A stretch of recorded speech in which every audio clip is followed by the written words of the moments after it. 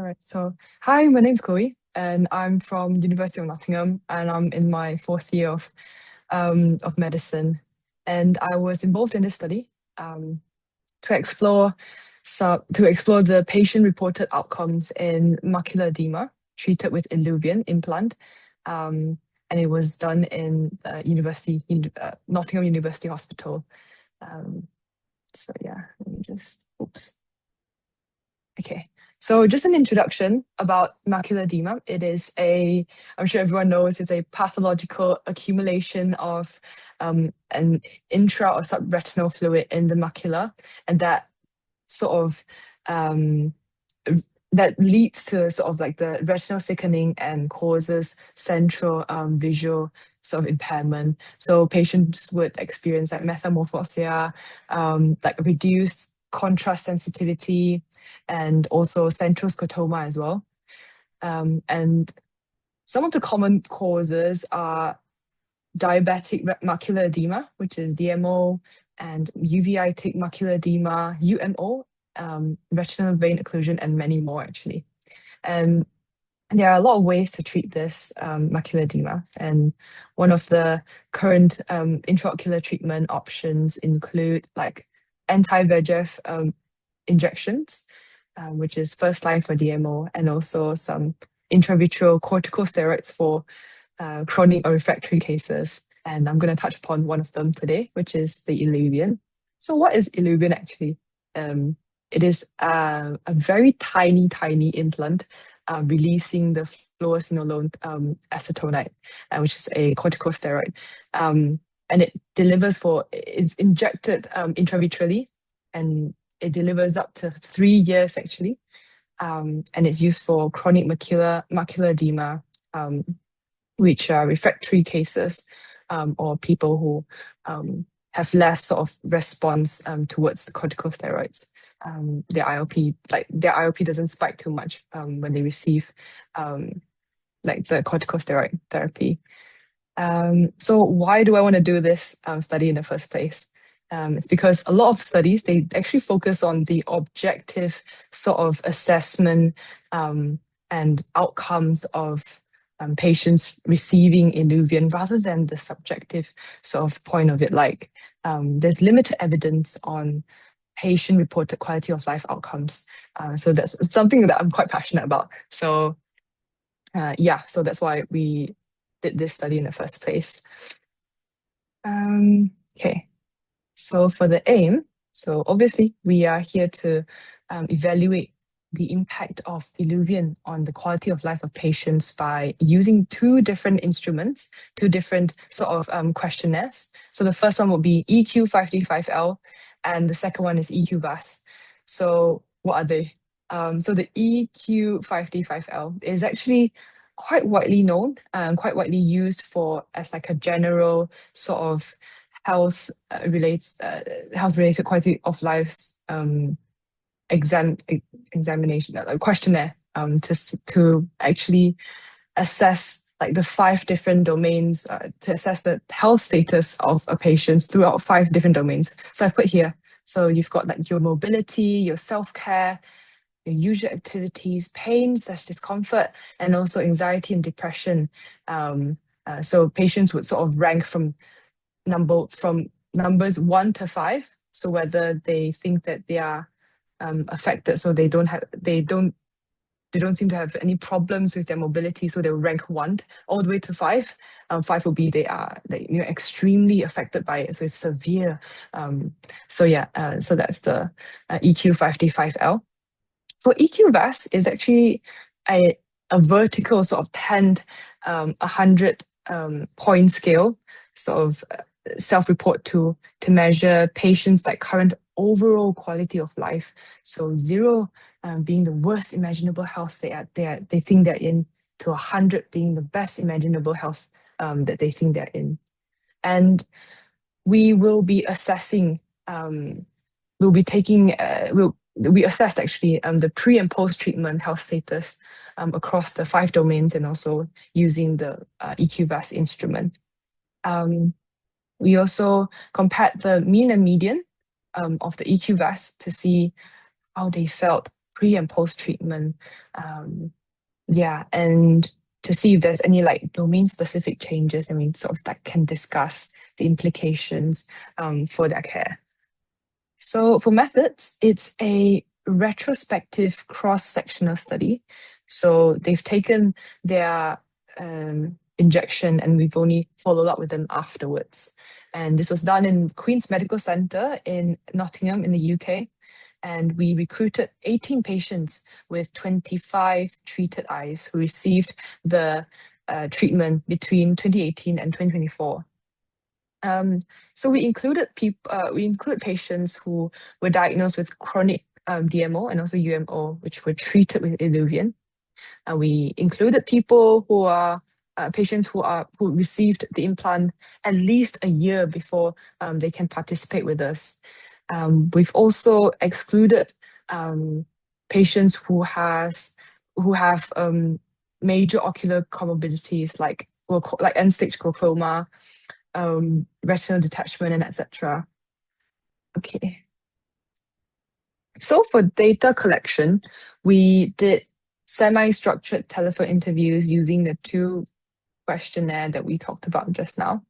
So yeah, for EQ55L, it will be across these 5 domains. And like I said, we rank from 1 to 5. So 1 being no problems to 5 being extremely affected. Right. And for scoring, so after they rank these domains, we would convert them into utility values. So it's a new word. I'll explain a bit more about that later on. And also like what I said, we also asked them to fill out the EQVAS score. So it's the self-rated health score, 0 being the worst imaginable health you think you're in, and 100 being the best. And we analyzed that afterwards using the SPSS. And also we did a Wilcoxon signed rank test to see if the results are significant or not. Okay, so for participants' demographics, so we've got 18 patients, like what I said just now, and it's actually quite an elderly population that we've chosen. But the range is from 27 years old to 86 years old, so it's quite a big range. For gender distribution, it's actually quite almost equal. And yeah, for visual acuity wise, there's actually a variation of it as well, from 612 to 660. So I've been going on and on about utility value. So what is it?